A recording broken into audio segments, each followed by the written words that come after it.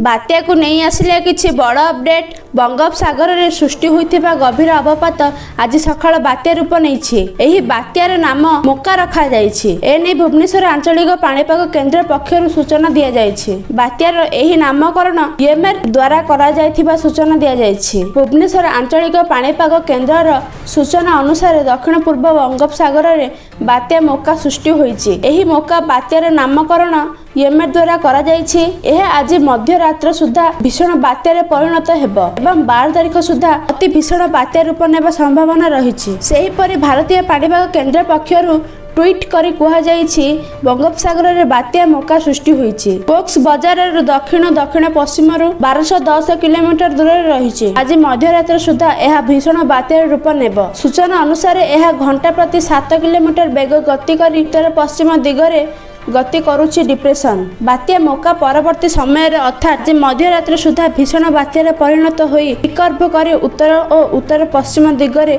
बांग्लादेश और म्यांमार मुहां होई पारे। तेबे ओडिशा प्रति टळिछि बात्या भय। मोकार कोनोसी प्रभाव ओडिशा उपर पड़िबो नाही बोली पाणीपाग विज्ञानी सूचना दैछन्ति। तेबे गतकाली आंचलिक पाणीपाग विभाग पक्षरु कुहा जायथिला जे अति भीषण बात्यार रूप नेबा सह पवन बेग बढ़िबो। यह दक्षिण पूर्व केन्द्रीय बंगोपसागर में पहुंची 14 तारिख पूर्वाह्न बांग्लादेश और म्यांमार मध्य उपकूल छुईबार संभावना रही। एही समय 110 रु 120 किलोमीटर बेगर पवन बहिबा सह यह बढ़ी 130 किलोमीटर छुई पारे। बांग्लादेश कक्स बजार ठारू 1430 किलोमीटर दूर में बात्या रही। सेहीपरि म्यांमार ठारू 1320 किलोमीटर दूर में बात्या मोका। तेबे एहार प्रभाव ओडिशा उपर पड़िबो नाही।